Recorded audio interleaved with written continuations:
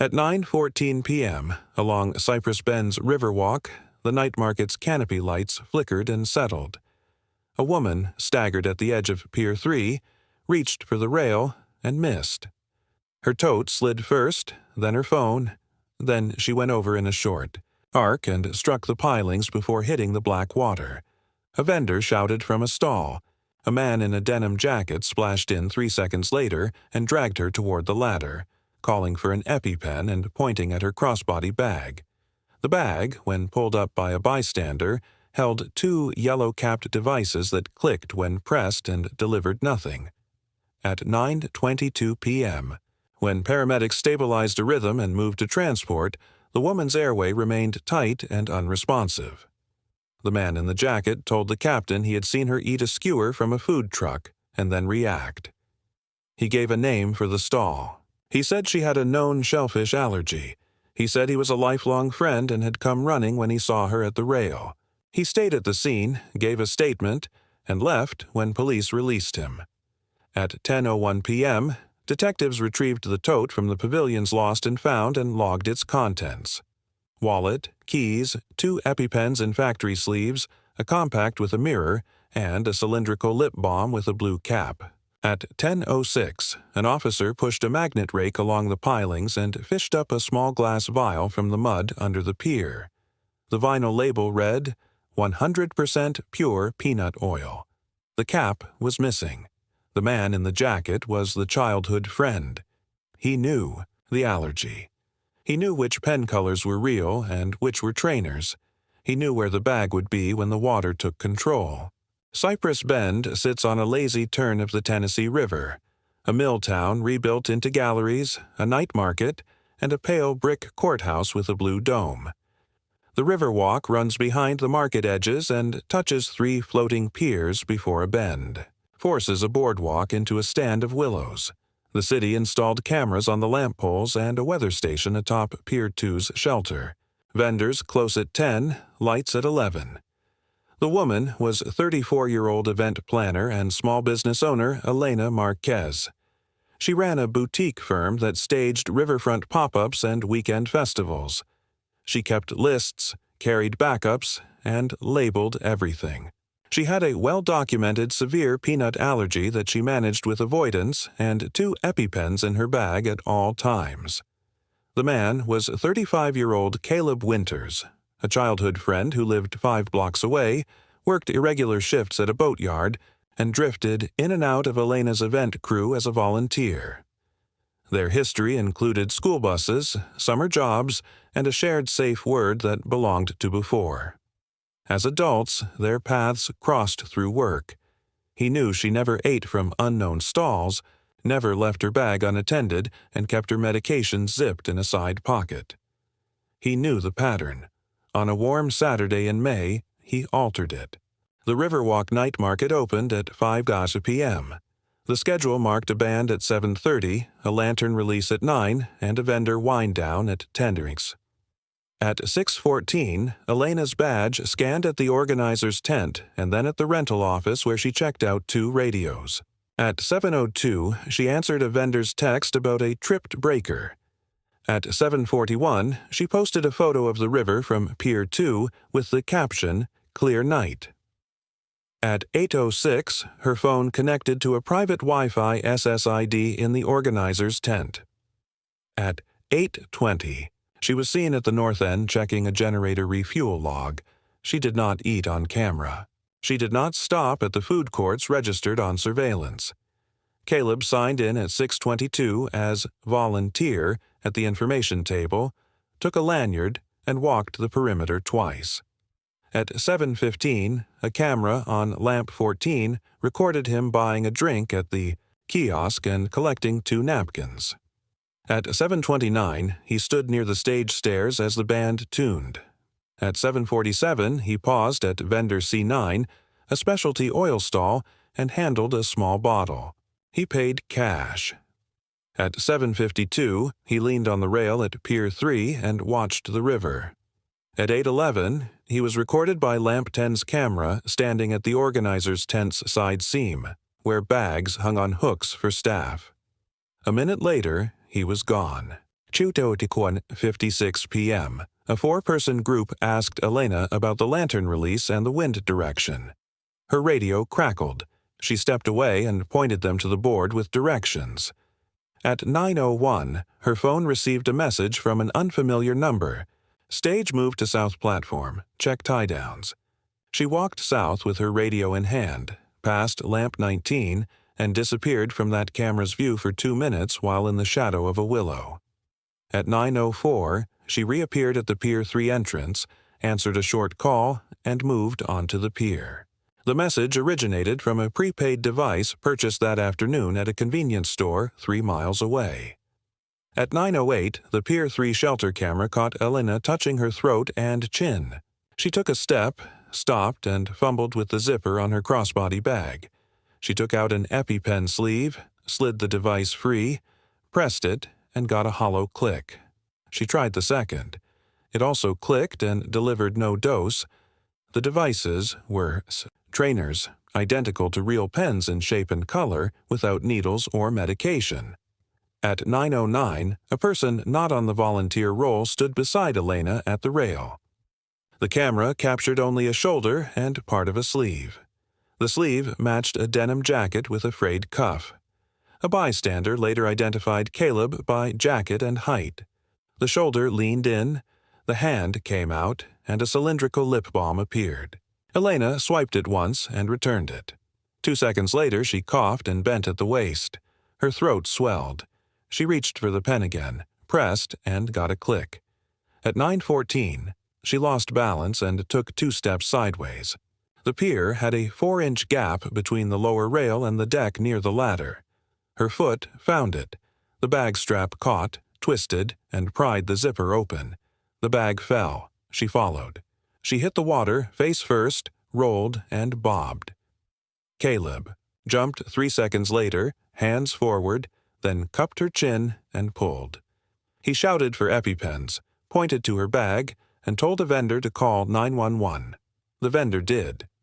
He also shouted a stall name while in the water, Walk House, when asked what.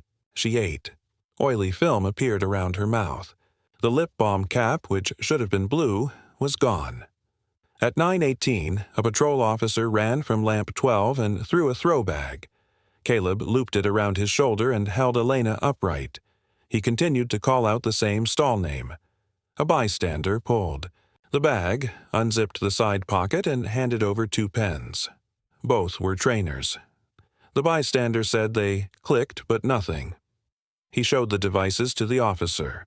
The officer radioed trainers and requested an advanced life support unit. At 9:21, paramedics arrived and pulled Elena to the deck. They used a laryngoscope and saw a swollen larynx with pale froth. They attempted a needle cricothyrotomy, ventilated, and administered epinephrine from their own kit. They ran her to the ambulance, got a faint pulse, and ran lines. Caleb climbed the ladder and sat on the deck, coughed, and told a second officer that she had eaten a skewer from Walk House. He continued to repeat the stall name. The officer wrote it down and told a unit to locate the stall. At 9:36, the ambulance reached the emergency department. At 10:02, the attending physician pronounced. Elena's clothes went to a paper bag. The lip balm went into an evidence box. The 2 EpiPens were tagged. Caleb left the Riverwalk after a brief statement at 10:18. He walked north toward the boatyard, cut down an alley, and disappeared from city cameras for 9 minutes near a parking lot with no coverage. The small glass vial at the pilings waited in the mud until 10:06 when an officer's magnet rake found the capless bottle. The night market closed at 10. The lanterns never left the boxes. Detective Sahana Iyer took lead at 10:30 p.m. She split the work into tracks: allergy trigger, rescue attempt and authenticity, bag custody, pier zone movement, and device provenance. Allergy trigger first. The medical examiner listed cause of death as anaphylaxis with airway edema and secondary drowning. Blood tests showed elevated tryptase consistent with a severe allergic reaction. Swabs from Elena's lips, chin, and the rim of the lip balm tested positive for ARA H2 and ARA H6 peanut proteins using ELISA screening. The peanut protein concentration on the lip balm surface was high enough to suggest direct application, not incidental contamination. The lip balm itself, a common brand, typically used petrolatum and beeswax with no nut oils in its formula. Its cap, which often held a trace line of product, was missing. The police lab compared residue in the inner rim to the peanut oil found in the vial from the pilings. The fatty acid profile aligned. Rescue attempt authenticity next. Body-worn camera footage saw Caleb jump, hold Elena's chin, and shout the stall name. He appeared first at the moment the pens failed. Witnesses at the shelter said he had been nearby, alone, watching the river between 8:40 and the incident. One recalled seeing him at the organizer's tent earlier where staff bags hung. Another had seen him at vendor C9 handling small bottles. A vendor at C9 confirmed a cash sale of a 30 milliliters bottle of peanut oil around 7:45 to a tall guy in a denim jacket. The vendor did not record camera in that direction, but Lamp 16 did. The footage showed the handoff of merchandise into a jacket pocket, bag custody. Elena's bag had a scuffed strap, an opened zipper, and a side pocket that held 2 EpiPen sleeves. The pens inside were trainers, the blue-capped devices used for practice, no needles, no medication. Elena's prescription history and primary care notes documented an active prescription for EpiPen 0.3 mg auto-injectors, not trainers. She refilled 1 month earlier. The trainers in the bag had batch numbers traced to a public demonstration. Kit ordered by the city 2 years earlier and distributed at a community fair. Caleb had volunteered at that fair, and photos showed him handling trainers at a demo table. At Elena's apartment, police found an empty EpiPen box in her bathroom vanity and a receipt for a refill pickup. The bedroom closet safe, accessed by a code, held a backup EpiPen in a sealed carton. The safe's code was Elena's birth date. The apartment door had no forced entry. A second set of keys to her apartment turned up in a tray on Caleb's kitchen counter. He told officers later he fed her cat sometimes. Her building's entry camera had recorded him entering twice in the prior month when she was not home. Pier zone movement. Riverwalk camera towers had overlapping fields of view. Uyer's team pulled video from Lamp 10, 12, 14, 16, 19, and Pier 3 shelter. They tallied Caleb's movement from 6:22 to 9:14. At 8:11, he stood at the side of the organizer's tent under the edge where bags hung and checked his watch. At 8:13, he crossed to Lamp 10 and watched the band. At 8:31, he circled to Lamp 14 and stopped. At 8:44, he moved to Pier 3 and leaned on the rail.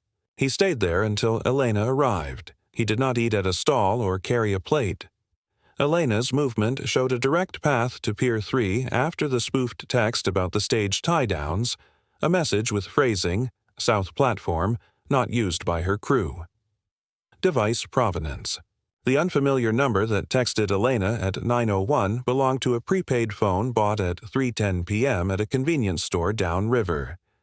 The clerk remembered a denim jacket paying cash and did not check ID. The carrier's location data put the phone at the Riverwalk at 9 and then dark at 9:07. The phone did not ping after. The other device, the small glass vial, held peanut oil in a smear of blue plastic consistent with a cap. The cap never turned up. Yer interviewed Caleb the next morning. He said he bought oil at C9 for a marinade and did not open it. He said he saw Elena eat at Walk House, a stall that served chicken skewers with a peanut sauce. He said he had jumped in without thinking. He said he saw pens in her bag and thought they were real. His hands had faint red marks on the knuckles from the ladder rungs. He had a scratch on his left wrist that matched a tether strap abrasion. Food truck checks. Health inspectors tested Walkhouse's utensils, cutting boards, and sauce containers for peanut protein. The truck did not list peanuts on the chicken skewers and had posted peanut-free fryer. ELISA tests on surface swabs returned negative for ARA-H proteins. Transaction records showed Walkhouse had sold out of skewers by 8:40. Elena had not, paid there by card or app. The stall's cash seller did not recall her face at 9 Goo. A nearby stall, Noodle Nest, had posted "contains peanuts" on one dish. Camera footage did not capture Elena at either stall. The lip balm. Yeyer sent the balm for latent prints. A partial fingerprint on the cylindrical body matched Elena. A second partial on the bottom disc, with a rotation consistent with twisting off a cap and applying, matched Caleb. The match came through his volunteer application for the boatyard, where prints are run due to federal contracts. Caleb had a print on file, the pens.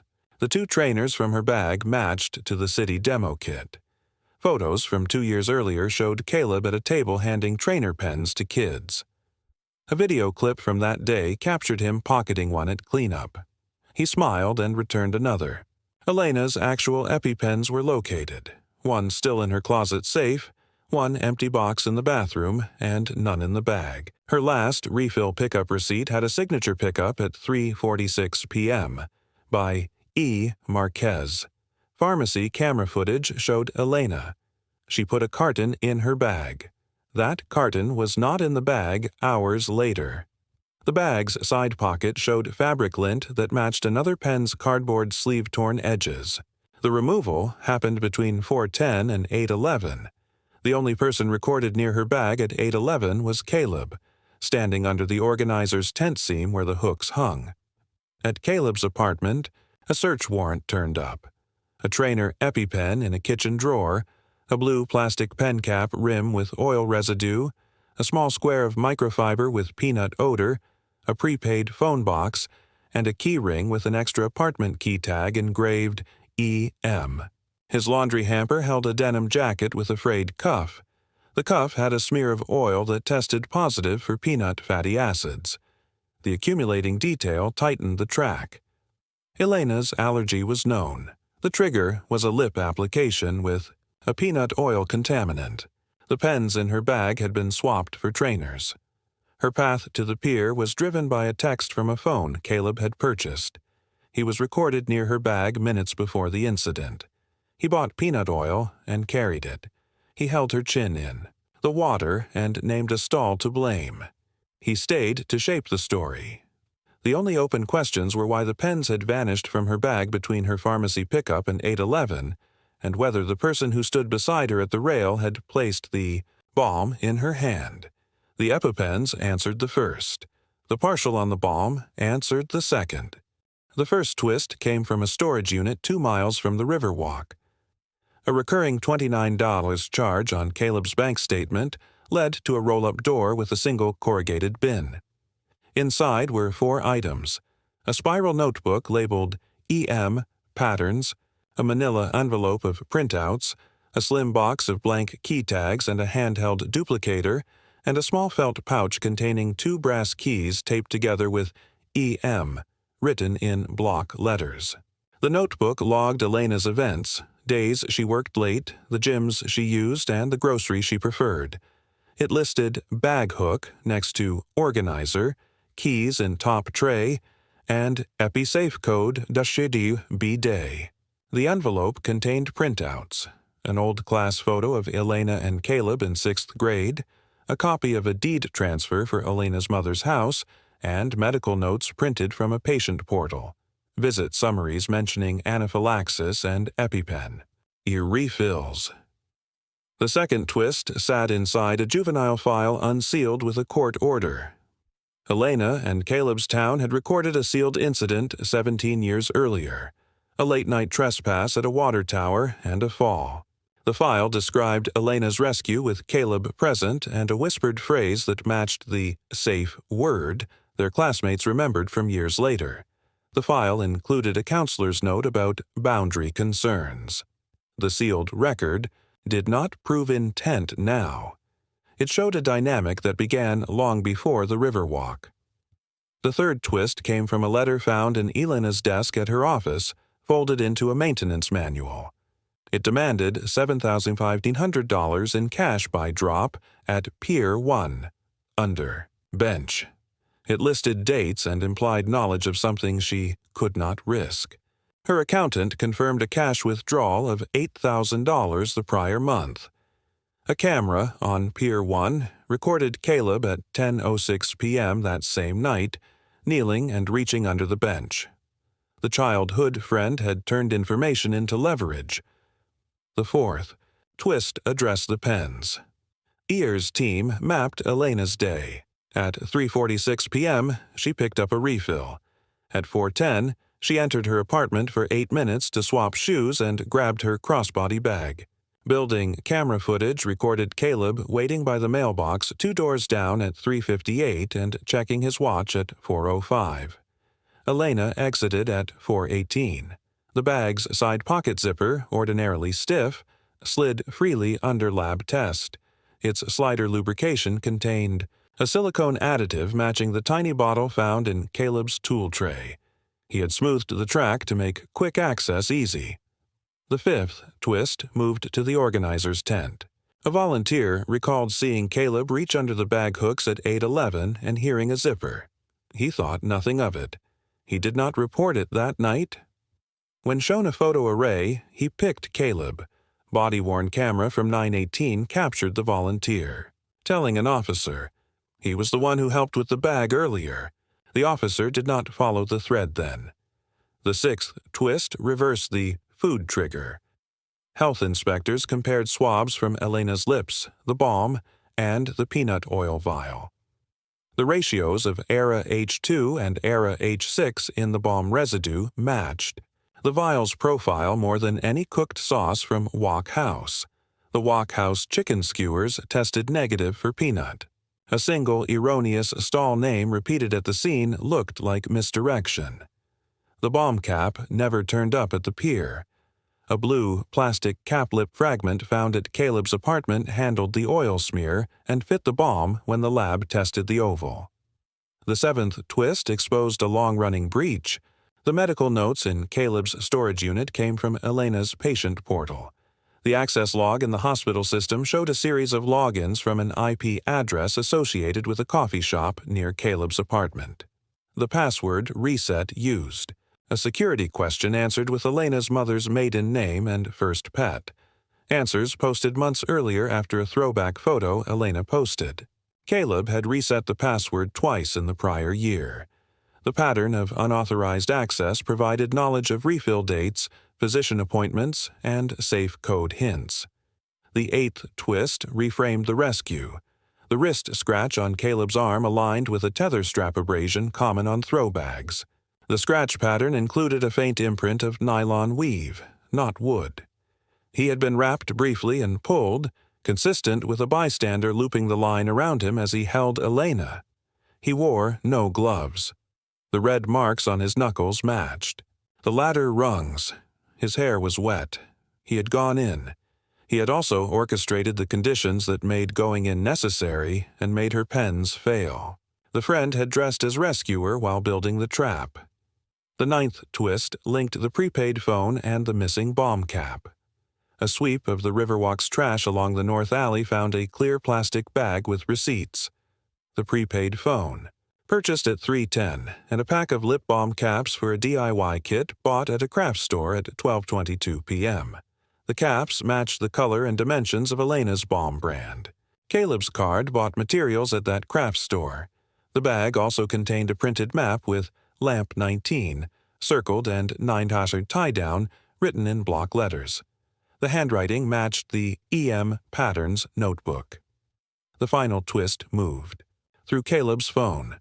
A data extraction found draft notes of phrases to use at the pier. Food truck, skewer, peanut sauce, knew about allergy.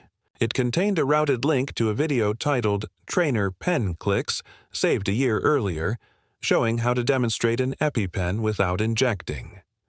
Another folder held a photo of Elena's open bag from an event 2 months before. Side pocket, visible. 2 yellow pen caps, clearly real. The timestamp matched a night when she had noticed later that a zipper felt different but dismissed it.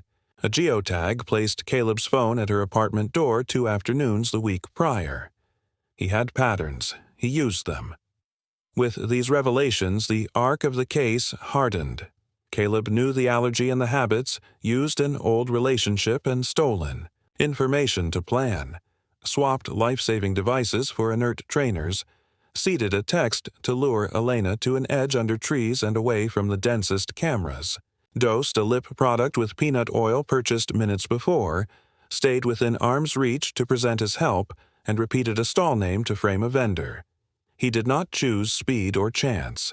He chose a contact trigger, an equipment failure, and water at the end of the path. Charges came tight and layered. Police arrested Caleb Winters on counts of first-degree murder, tampering with a consumer product, fraudulent access to a computer system, burglary for entering Elena's apartment using a duplicate key, and obstruction of justice. The district attorney filed a notice to introduce evidence of prior acts limited to knowledge of the victim's medical condition and prior possession of trainer devices. Caleb pled not guilty. Pretrial motions shaped the edge of admissibility. The defense moved to suppress the patient portal logs, arguing privacy and improper warrant scope.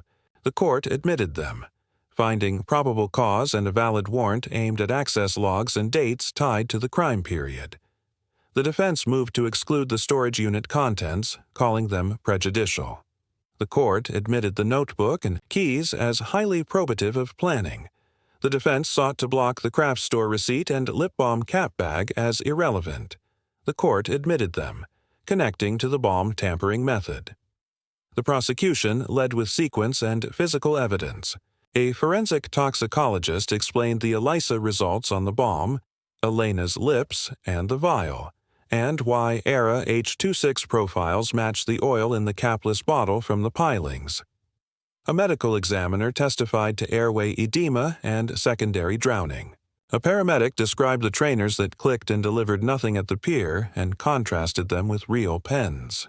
A product engineer for the EpiPen manufacturer brought a trainer and a live unit to show physical differences and batch number tracking, and tied the trainers in Elena's bag to a Civic demo kit where photos showed Caleb with trainers 2 years earlier. A digital forensics analyst mapped the prepaid phone purchase and the lure text at 9:01 to Caleb's movements and showed location blips dropping at 9:07. They aligned the South Platform language with Caleb's notebook phrasing. A surveillance tech walked the jury through the camera fields.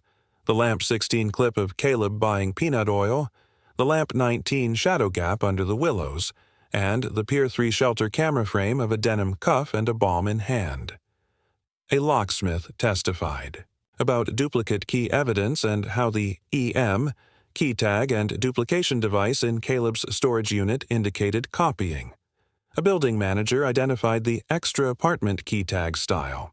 A bank records custodian tied the storage unit rental and the cash withdrawal for a blackmail drop to dates.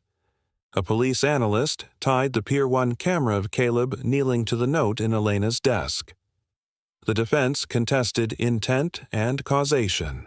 It argued that Elena could have encountered peanut residue at the market, that trainers might have been in her bag as a mistake from a prior demo, and that Caleb's jump into the water indicated a lack of premeditation. It challenged the lip, balm, partial print as insufficient for certainty. It offered that the vial could have been discarded by a vendor and caught under the pier coincidentally. Prosecutors returned to the tight alignments. The trainer pens in her bag matched to a demo kit from Caleb's past role.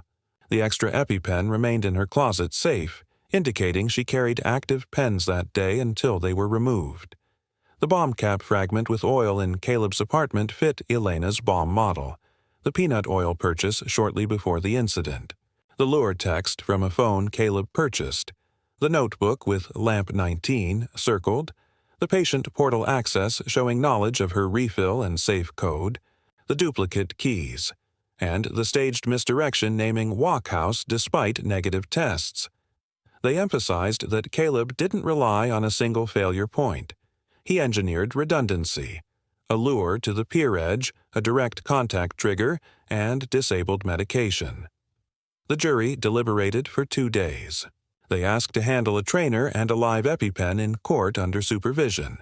They requested replay of the Lamp 16 purchase and the Pier 3 bomb handoff frame. They asked for a readback on the ELISA explanation. They asked whether the trainers could be mistaken for live by an untrained person. The engineer answered on cross that they can be, intentionally, for practice, but the caps differ if inspected. The verdict: guilty of first-degree murder, guilty of tampering with a consumer product, guilty of fraudulent access to a computer system, guilty of burglary, and guilty of obstruction. At sentencing, the court imposed life imprisonment with the possibility of parole after 40 years for murder, with concurrent terms of 10 years for product tampering, 5 years for computer access, and 3 years for burglary. Restitution included costs to the city for emergency response. The judge noted the use of a known medical vulnerability, the deliberate disabling of life-saving equipment, and the staged misdirection. The Riverwalk added peanut allergen signage reminders at the market, trained staff to identify trainer pens, and stocked anaphylaxis kits at each pier shelter. Vendors logged peanut oil usage more stringently. Pier 3's gap near the ladder received a filler plate. The case closed as an ordered list. A peanut allergy managed for a lifetime, a friend who knew it since grade school, a refill pickup at 346, a smooth zipper track at 811 under the organizer's tent, a cash purchase of peanut oil at 745, a lure text at 901 from a prepaid phone, a shadow under a willow, a bomb with a contaminant pressed to lips, trainer pens that clicked and did nothing, a rail, a gap, and a drop, a jump and a shout that repeated a stall name that didn't fit the tests, a vial cap gone, a fragment found later in an apartment drawer, a notebook with circled lamp numbers, and a storage unit with keys tagged EM. Courts converted those entries into conviction. The method did not rely on a confession. It relied on residue, batch numbers, receipts, camera fields, and device logs. The victim did not eat at a stall that night. The trigger did not come from a plate.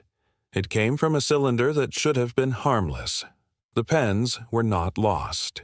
In panic, they were removed earlier and replaced. Cypress Bend adjusted, training on recognizing live versus trainer auto-injectors, locked bag hooks at organizer tents, posted language on lure texts and verification protocols, and a new habit among staff: 2 checks on pens before events start. Pier 3 shows no marks and carries no plaque. The willows still throw a shadow. I would cross Lamp 19's coverage at certain angles. The walk remains busy. Consider the steps that moved suspicion to certainty: a protein where it did not belong, a live pen still in a safe, a trainer in a bag, an oil purchase on camera, a text in a voice not used by crew, a cap fragment, a print, a notebook, a key, and a friend who placed himself in the frame as rescuer after putting the pieces in motion.